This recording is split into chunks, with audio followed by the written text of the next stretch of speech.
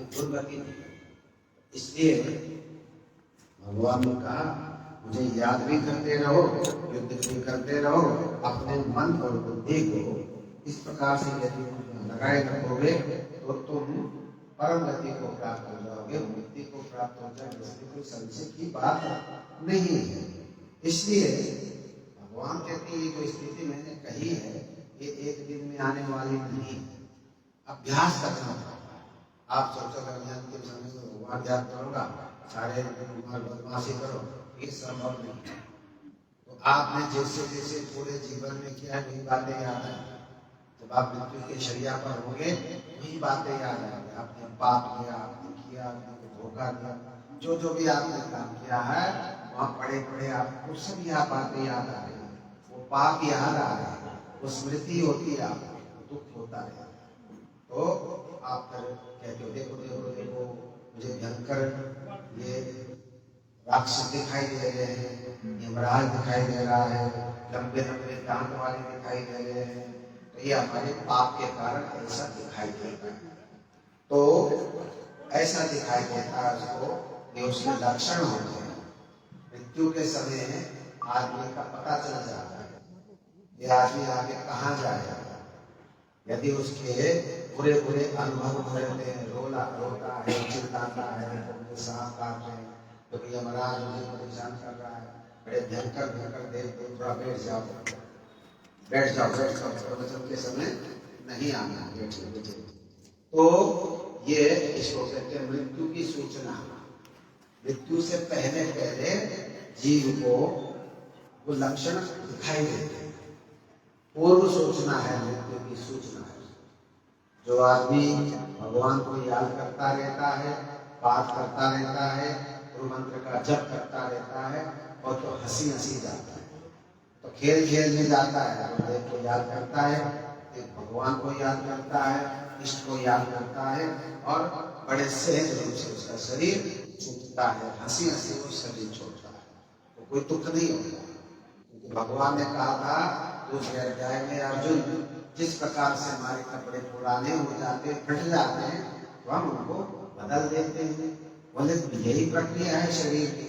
जब शरीर बूढ़ा हो जाएगा हम जो है पूरे शरीर को छोड़ देते हैं और नया शरीर हमें मिल जाता है। एक स्वाभाविक प्रक्रिया है। जब तक जीव की मुक्ति नहीं होती, जब तक योग के द्वारा आपको आत्मज्ञान नहीं होता, तब तक ये प्रक्रिया युगों तक चलती ही रहती है। इसलिए जीव को, व्यक्ति को मुक्ति का प्रयास करना चाहिए। बार बार हम जन्म लेते हैं, मरते हैं, ये कोई स्वाभाविक प्रक्रिया नहीं है। गीता कहती है ये कोई आवश्यक संसारिक लोगों के लिए, जो मोह माया में फंसे हुए हैं, जो इस शरीर को ही आत्मा समझते हैं, जो भगवान के अस्तित्व को नहीं मानते, उनको कष्ट होता है, उनके लिए ये सब विधान है। लेकिन जो आध्यात्मिक लोग हैं, भगवान के भक्त हैं, अपने आत्मा के अस्तित्व को, एग्जिस्टेंस को जो मानते हैं, उनको दुख नहीं होता। वो फिर वो कहती है सामान्य प्रक्रिया, मृत्यु के समय उनको कोई डर नहीं लगता, क्योंकि वो कहते हैं सब मरते हैं, हमारे पहले बुजुर्ग भी मरे थे, हम भी मरेंगे, कोई बात नहीं। मरना तो एक सहज प्रक्रिया है। मृत्यु जो है एक सहज प्रक्रिया। डेथ बी नॉट प्राउड, एक अंग्रेजी में हमने कविता पढ़ी थी। वो कह रहा है अरे मृत्यु तुम घमंड मत करो, हम तो तुम्हें पार करके जाएंगे। योगी लोग क्या कहते हैं, ऐसे आया है जो योगी लोग मृत्यु के सिर पर पैर रख करके जाते हैं, यमराज के सिर पर पैर रख करके वो परम गति को प्राप्त होते हैं। कौन?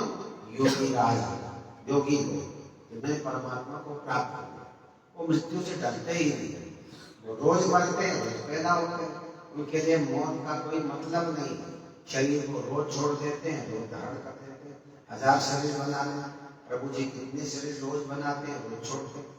तो योगी लोगों के लिए इन प्रक्रियाओं का कोई मतलब नहीं है। अज्ञानी लोग हैं, सांसारिक लोग हैं, वो माया में फंसे हुए हैं, उन्हीं लोगों के लिए ये नियम लागू रहता है।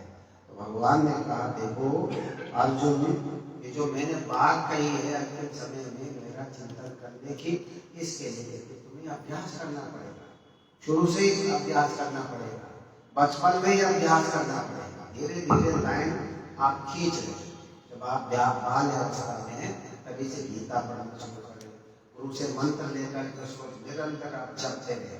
दुनिया के काम तो होते रहेंगे, घर गृहस्थी का पालन भी होता रहेगा, लेकिन अगर आपने शुरू से ही अध्यात्म का बीज बो दिया बचपन से ही, फिर आपको कोई चिंता नहीं रहेगी।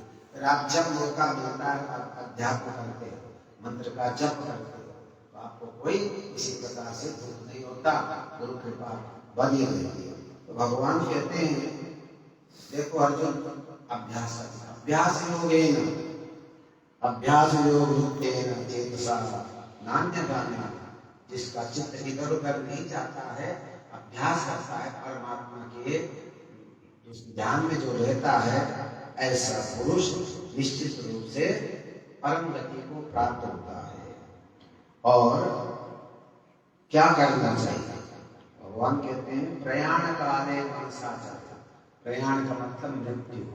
मृत्यु के जब आपको लगे कि मेरे मृत्यु आने वाली है, आपको लक्षण दिखाई दे गए, आपको उस प्रकार के स्वप्न दिखाई दे गया, अच्छे अच्छे देवताओं के दर्शन हो रहे, गंगा के दर्शन हो रहे, भगवान के दर्शन हो रहे, सोचो अब मेरी सदगति होने वाली, मैं ऊपर जाऊंगा, नीचे नहीं जाऊंगा, मैं देवलोक में जाऊंगा। आपको लक्षण दिखाई दे रहे, आपको ऐसे स्वप्न आ रहे हैं, तो आपकी सदगति होगी। लेकिन अगर आपको बुरी बुरी चीजें दिखाई दे रही हैं, डरावनी चीजें दिखाई दे रही हैं, भूत प्रेत दिखाई दे रहे हैं, कोई आपके गले में फंदा डाल रहा है, जबरदस्ती खींच रहा है, भयानक उसका शरीर है, तो समझो ये यमदूत मुझे परेशान कर रहे हैं, है ना। तो इसलिए व्यक्ति पहले से तैयारी करे। भगवान कहते हैं बचपन से ही अभ्यास करना चाहिए, योग का अभ्यास करना चाहिए, ध्यान अभ्यास करना चाहिए।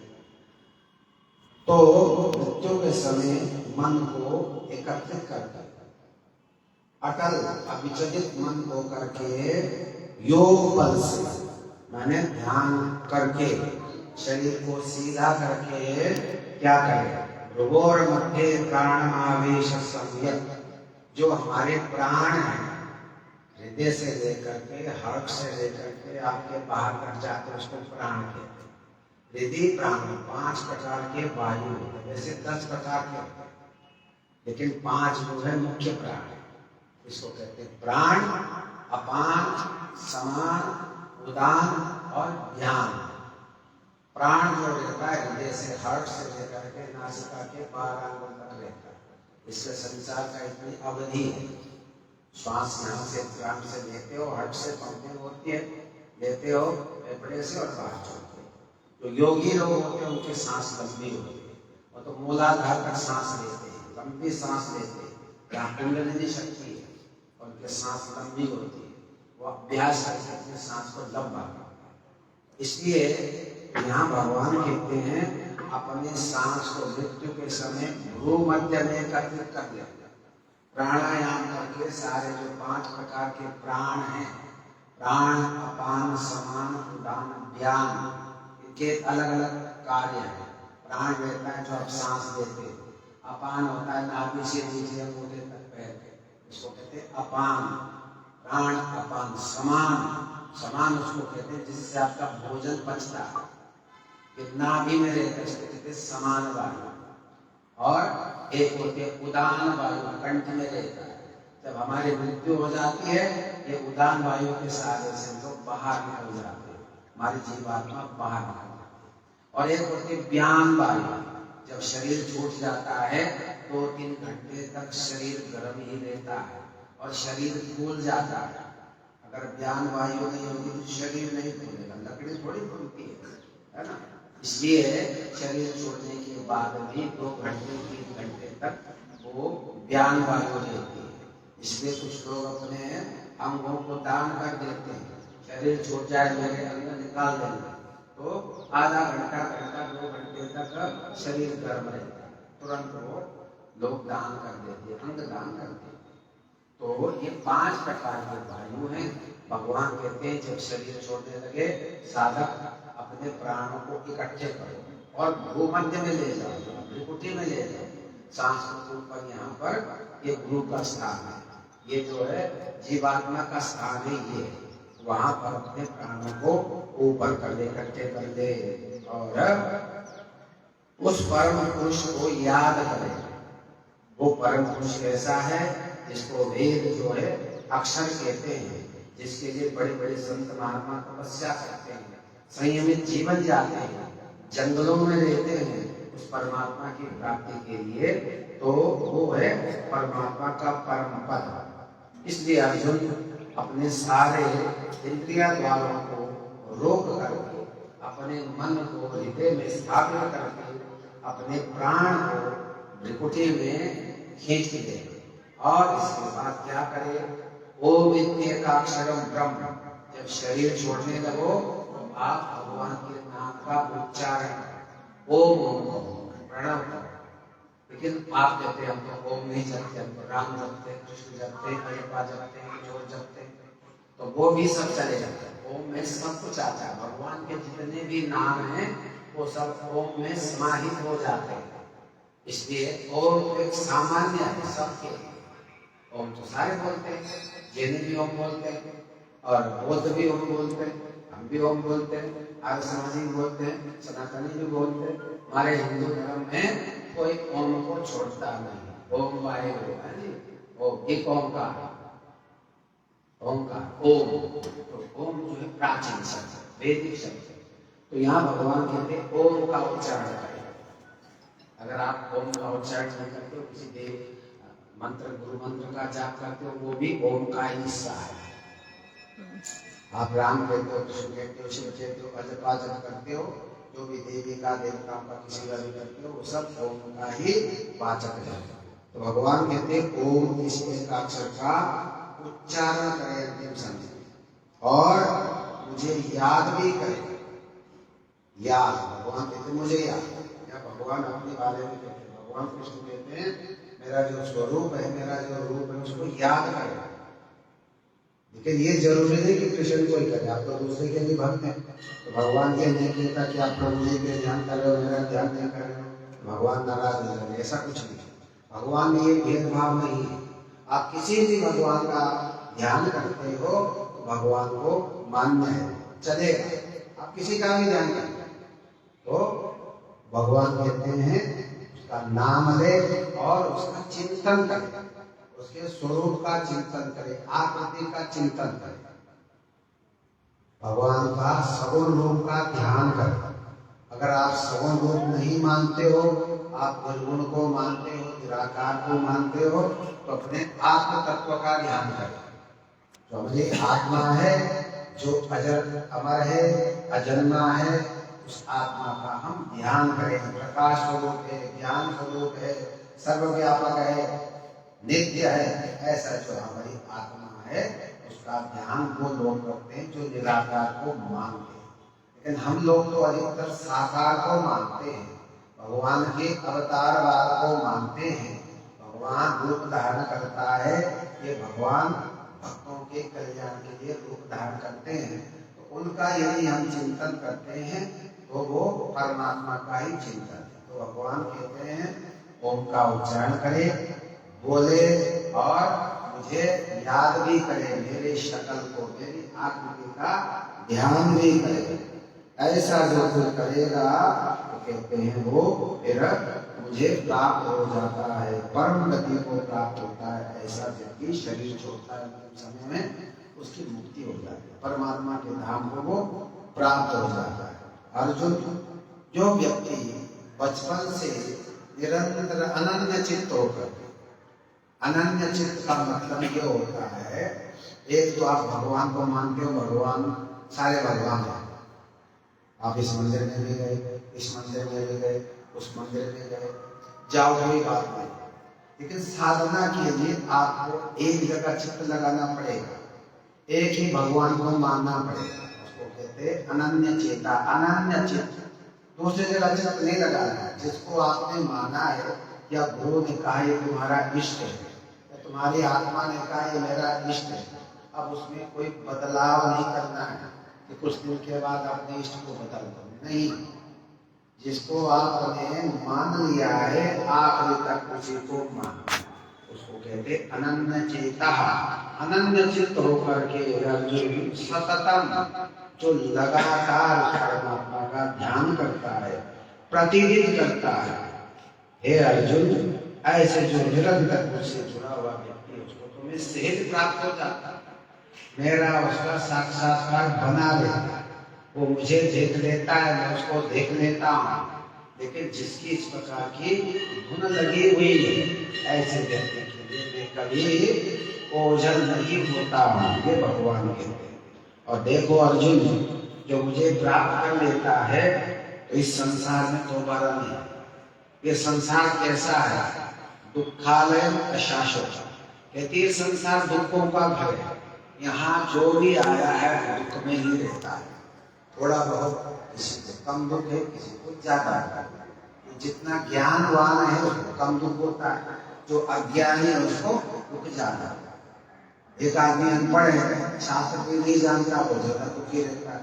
एक आदमी पढ़ा लिखा है, संसार को जानता है, वो सुखी रहता है। लेकिन ज्यादा पढ़े लिखे भी दुखी हो जाते हैं, ज्यादा इंजीनियर MBBS वाले प्रश्न में आ जाते हैं, वो भी सुसाइड कर देते हैं। ये कोई जरूरी नहीं आप पढ़े ज्यादा लिखे तो आप फ्रस्ट्रेटेड नहीं होंगे, ऐसा नहीं है। अगर आप आध्यात्मिक हैं, भगवान को मानते हो तो आप कभी निराश नहीं होंगे।